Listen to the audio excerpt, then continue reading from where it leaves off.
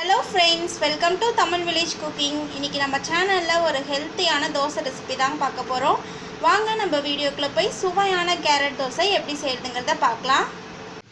மிக சுவையான கேரட் தோசை செய்யறதுக்கு தேவையான பொருட்கள் இன்னைக்கு நான் வந்து 4 தோசைக்கு ஆகுற மாதிரி மாவு எடுத்து வச்சிருக்கேன். நம்ம இட்லி மாவு தான்.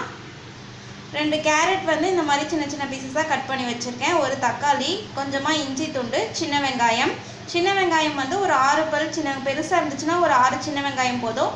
அப்படி இல்லைன்னா இந்த அளவுக்கு எடுத்துக்கோங்க.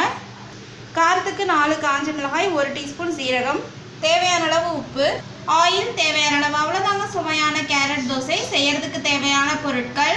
இப்போ வந்து மிக்ஸி ஜாரில் ஃபஸ்ட்டு இஞ்சி துண்டு சேர்த்துக்கலாம். அது கூட சின்ன வெங்காயம் சேர்த்துக்கலாம். கேரட் தோசைக்கு சின்ன வெங்காயம் ஒரு நல்ல டேஸ்ட்டை கொடுக்கும், அதனால தான் சின்ன வெங்காயம் சேர்த்துருக்கேன். அது கூடயே தக்காளி சேர்த்துக்கலாம். அது கூட கட் பண்ணி வச்சுருக்கக்கூடிய கேரட் சேர்த்துக்கலாம். காரத்துக்கு 4 காஞ்ச மிளகாய் எடுத்திருக்கேன். அது கூட வந்து 1 டீஸ்பூன் சீரகம். காஞ்ச மிளகாய் வந்து உங்களுக்கு காரம் இன்னும் கொஞ்சம் அதிகமாக வேணும் அப்படின்னா நீங்கள் வந்து கொஞ்சம் அதிகமாக கூட சேர்த்துக்கலாம். நம்ம ஆல்ரெடி மாவில் உப்பு சேர்த்துருந்தீங்க அப்படின்னா இதில் வந்து கொஞ்சம் பார்த்து சேர்த்துக்கோங்க. இப்போ இது எல்லாமே அரைச்சி நல்லா நைஸ் பேஸ்ட்டாக எடுத்துக்கணும். பாருங்கள், இந்த அளவு கொஞ்சம் பேஸ்ட்டாக இந்த மாதிரி அரைச்சாலே போதும். கேரட் தோசைக்கு கரெக்டாக இருக்கும். இப்போ இதை நம்ம மாவு கூட சேர்த்துடலாம். ஒரு சிலருக்கு பார்த்தீங்க அப்படின்னா கேரட் பிடிக்காமல் இருக்கும். அவங்களுக்குலாம் இந்த மாதிரி தோசையை நம்ம செஞ்சு கொடுத்தோம் அப்படின்னா டேஸ்ட்டும் நல்லா இருக்கிறதுனால விரும்பி சாப்பிடுவாங்க. ஏன்னா கேரட் வந்து பார்த்திங்கன்னா கண்ணுக்கு ரொம்ப நல்லது. அதே மாதிரி நிறைய வந்து வைட்டமின்கள் வந்து கேரட்டில் இருக்குது. அதனால் வாரத்தில் பார்த்திங்கன்னா ஒரு 3 டைமாவது கேரட் வந்து நம்ம ஃபுட்டில் சேர்த்துக்கிறது ரொம்பவே நல்லது. இப்போ வந்து மாவு எல்லாத்துக்கூடையும் சேர்த்துட்டு நல்லா மிக்ஸ் பண்ணிக்கலாம். மாவு வந்து கொஞ்சம் கெட்டியாக இருந்துச்சுன்னா நம்ம வந்து பேஸ்ட் அரைச்சோம் இல்லையா, அந்த மிக்ஸி ஜார்லேயே அலசி கொஞ்சமாக தண்ணி சேர்த்துக்கலாம்.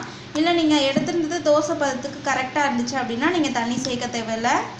இந்த மாதிரி நல்லா கலந்து விட்டுடலாம்.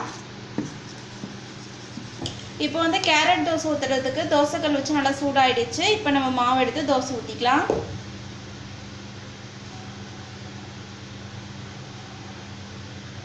இப்போ வந்து கொஞ்சம் நேரம் வேகட்டும், அதுக்கப்புறமா ஆயில் சேர்த்துக்கலாம். ஒரு மூடி போட்டு மூடி வச்சிடறேன். பாருங்கள், தோசை இந்த அளவுக்கு வெந்துடுச்சு. இப்போ வந்து ஆயில் சேர்த்துக்கலாம். கலரே பாருங்கள் செமையாக இருக்குது. ஆயில் சேர்த்துட்டு இந்த மாதிரி மேலே தேய்ச்சி விட்டுடலாம்.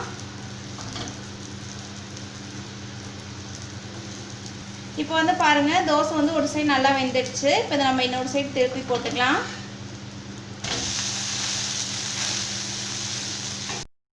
இப்போ வந்து இந்த சைடு நல்லா வேகட்டும், அதுக்கப்புறமா நம்ம பிளேட்டில் மாற்றிட்டு சர்வ் பண்ணிடலாம். பாருங்கள், இப்போ வந்து தோசை 2 சைடும் நல்லா வெந்துடுச்சு. இப்போ இந்த மாதிரி இப்போ மடக்கிக்கலாம். இப்போ இதை பிளேட்டில் மாற்றிக்கலாம். இப்போ வந்து இன்னொரு தோசை நான் ஊற்றிக்கிறேன். இந்த தோசையும் ஃபுல்லாக ஆயில் சேர்த்துட்டு நல்லா வெந்ததுக்கப்புறமா நம்ம பிளேட்டில் மாற்றிக்கலாம். அவ்வளோதாங்க, சுவையான கேரட் தோசை சூப்பராக ரெடி ஆகிடுச்சு. இதுக்கு சைடிஷாக பார்த்தீங்க அப்படின்னா தேங்காய் சட்னி வச்சு சாப்பிட்லாம். டேஸ்ட் ரொம்பவே சூப்பராக இருக்கும். இந்த தோசை ரெசிப்பியை உங்கள் வீட்டு கிச்சன்லேயும் மறக்காமல் ட்ரை பண்ணி பாருங்கள். ட்ரை பண்ணி பார்த்துட்டு பிடிச்சிருந்தா எங்கள் தமிழ் வில்லேஜ் குக்கிங் சேனலை லைக் பண்ணுங்கள், கமெண்ட் பண்ணுங்கள், சப்ஸ்கிரைப் பண்ணுங்கள். அப்படியே கூட இருக்கக்கூடிய பெல் ஐக்கானையும் ப்ரெஸ் பண்ணிடுங்க. அப்போ தான் நாங்கள் போடுற வீடியோஸ் உங்களுக்கு உடனே வந்து சேரும். இந்த வீடியோ உங்களுக்கு பிடிச்சிருந்தா ஷேர் பண்ணுங்கள். தேங்க்யூ.